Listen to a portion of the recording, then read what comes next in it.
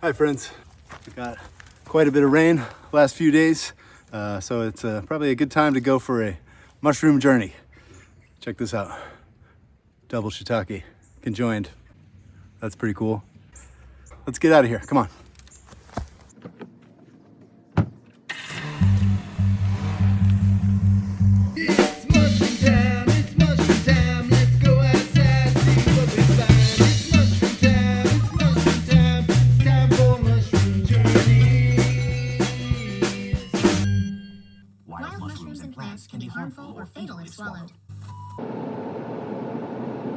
All right, well, we're driving. Let's sum up Morel season. Not very good in my part of the world, very hot and dry.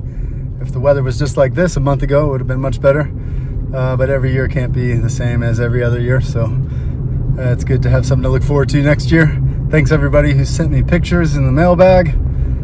We got these pictures of Morels from our good friend Ridley in Western Michigan. Some very impressive Morels, and we got kind of this roundish one growing in the sand. That's probably a Morchella prava, or the crooked Morel. That's pretty cool. And we also got this picture of a twin Morel from Trevor in Missouri. Some people say Michigan is the best place in the country for Morels. Others say Missouri. What do you think? Where is the best place for Morels? You tell me. Spring's not the best time to find mushrooms. Fall is definitely the best, but we should be able to find something. So yeah, let's get to it. Let's head to the park.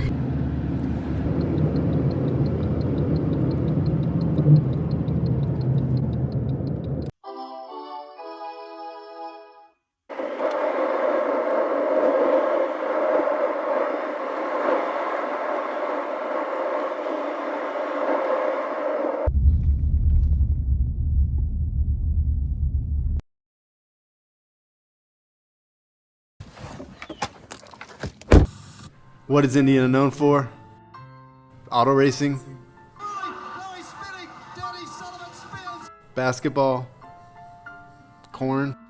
But further down the list, we're known for our astronauts. Indiana is 5th in astronauts per capita as a state, with 1.8 astronauts per million, and Lawrence County, where I am now, leads the nation in astronauts per capita for a county, with 65 astronauts per million. Gus Grissom. That's right. That's more than all of Nevada, Alaska, Wyoming, and Vermont combined because they have no astronauts. Do better. Get with the program. It's out of this world. All right, let's go find some mushrooms.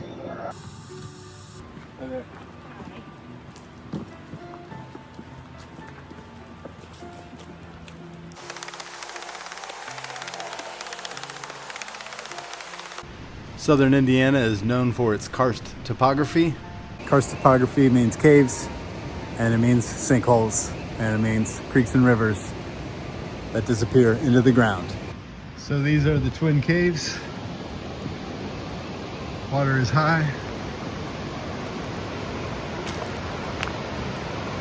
One creek, two caves.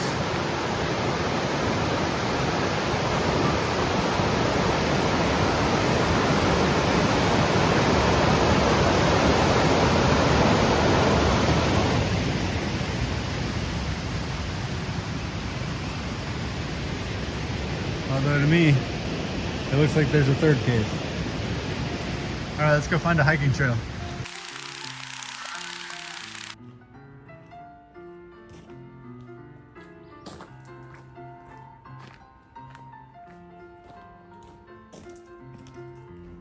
This is amazing. Hard to appreciate the scale, but this is near virgin forest. The trees are enormous.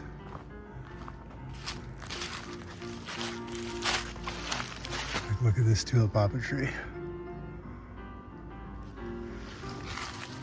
It's kind of humbling, almost emotional, just because it is kind of sad that 9,999% of the virgin forest in Indiana is gone.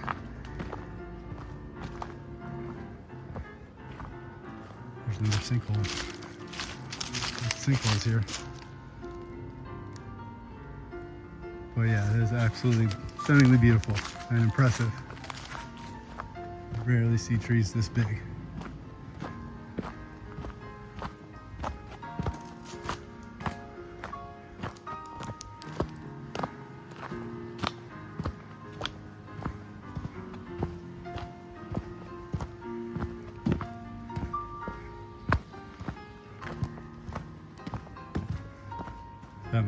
one yet. Here, let me go walk over there.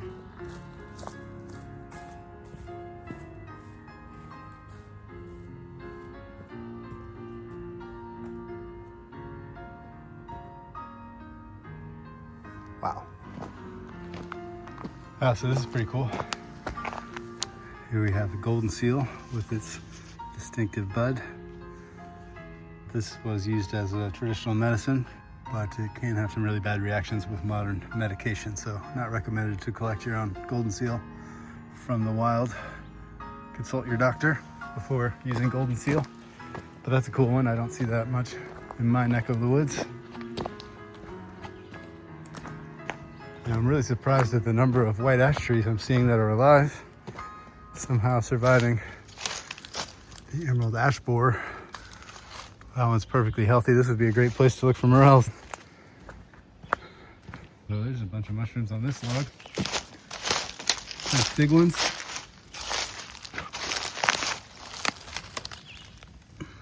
Are these turkey tails? What do you think? I see some gills there. This is the Gilled Polypore. Chlamydes betulina. The studies show that this does have some of these same beneficial medicinal properties as the turkey tail, but less is known about it. I wouldn't experiment with this medicinally. I would just use the regular turkey tails. Amazingly, it's a polypore that redeveloped the ability to fruit using gills. And there's a lot of them here. A whole big beach log. We got some really tiny oysterlings over here. Probably some cropodotus. Never eat the tiny oysters. Those aren't the good ones. Hi, snail. How's it going?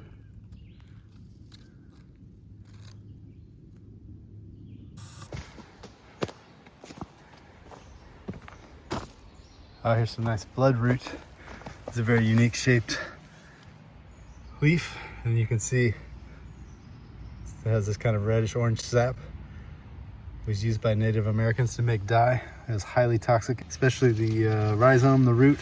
And if you get the sap on your skin for too long, you'll get like an escher, or basically just like a big black rough mark on your skin as it dissolves and toxically erodes your skin away. So yeah, be careful with this one. Do not touch the sap of the bloodroot. A couple mushrooms over here. We got what appears to be black witch's butter. This is an edible fungus you can find on small sticks, and can be confused with the American amber jelly fungus, but the black witch's butter have more of a pear-shaped or kind of globby fruiting bodies, whereas the amber jelly roll will have more leafy or frondy type of fruiting bodies. What do we got here? Looks like some violet tooth polypore. You can see the teeth there, always kind of a yellowish orange on the underside, even when it's really dried out and old and dead like this. Not a turkey tail. Not known to be good for anything. Huh. Yeah, it looks like maybe they did a controlled burn in this area, maybe so you could see oncoming traffic. But definitely a huge difference. Just a few young trees and some Virginia creeper. But yeah, hardly anything on the 4th floor. So this old white oak is covered in Stereum hirsutum, or Stereum austria in Europe. Oops. No visible pores. And you can see how the mycelium just eats the outer layer of cambium and not the heartwood. And then over here we have our first larger mushrooms.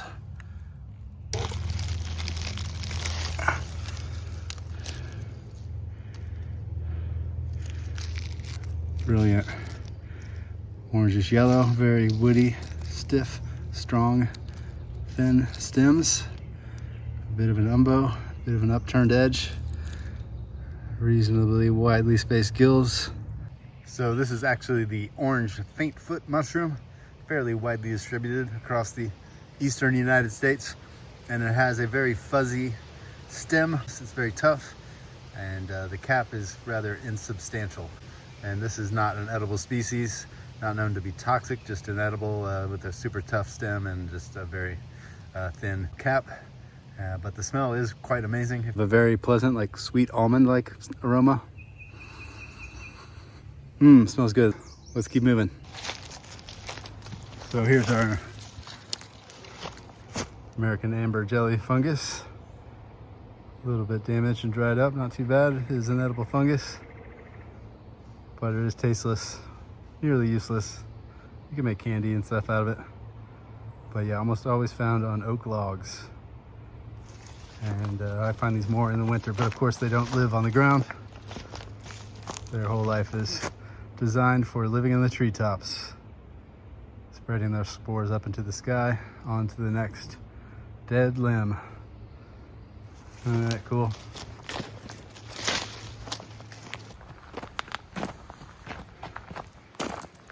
All right, let's look around the lake a little bit.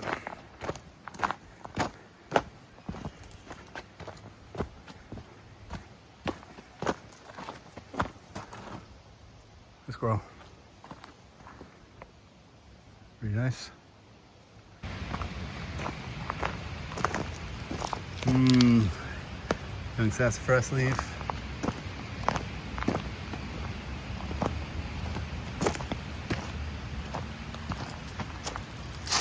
And a nice grapevine tendril.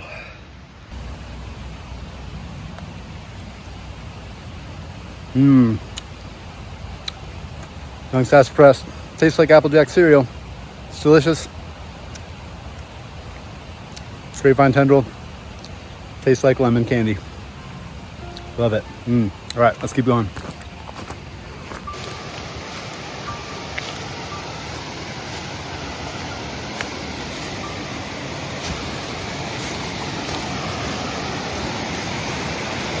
Oh my God, that's amazing.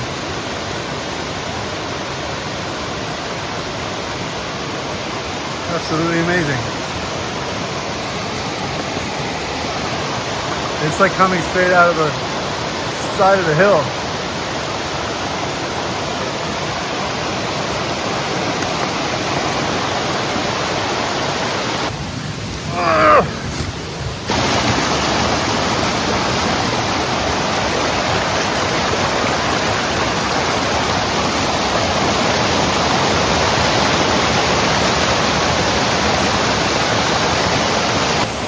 So cool.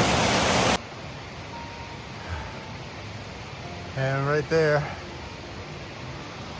up there's one. There's 4, 5, 6.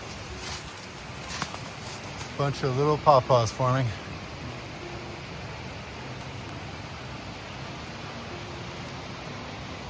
Love a good pawpaw. All right, let's keep moving. Find our way back to the trail. Ooh, some nice yellow flowered wood sorrel. I'll eat that.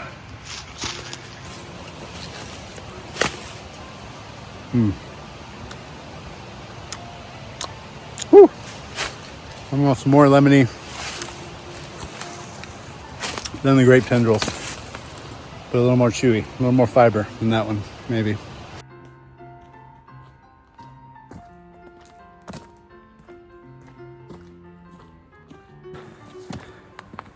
Yeah, not so many mushrooms today. Didn't rain as much down here as at home. Not very muddy at all, which is nice in a way. So here is some true turkey tail. You can see that white leading edge, cream to white undersurface, barely visible pores. Actually got some different stages of growth here, which is pretty cool.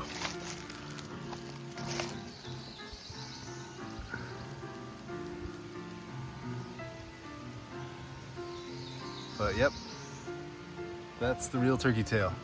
Amazing caves, amazing trees, lots of cool plants. I'm having fun.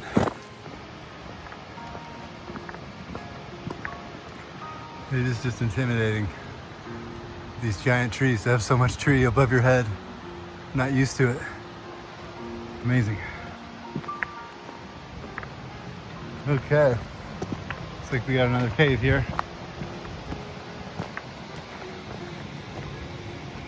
Bronson Cave. All right.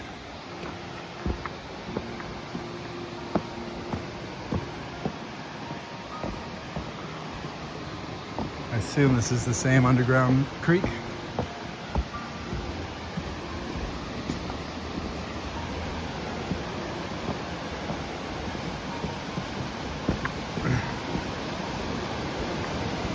Oh wow.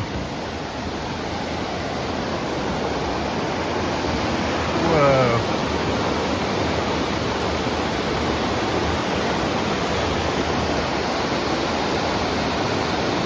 That's awesome. Well, that's it for this episode.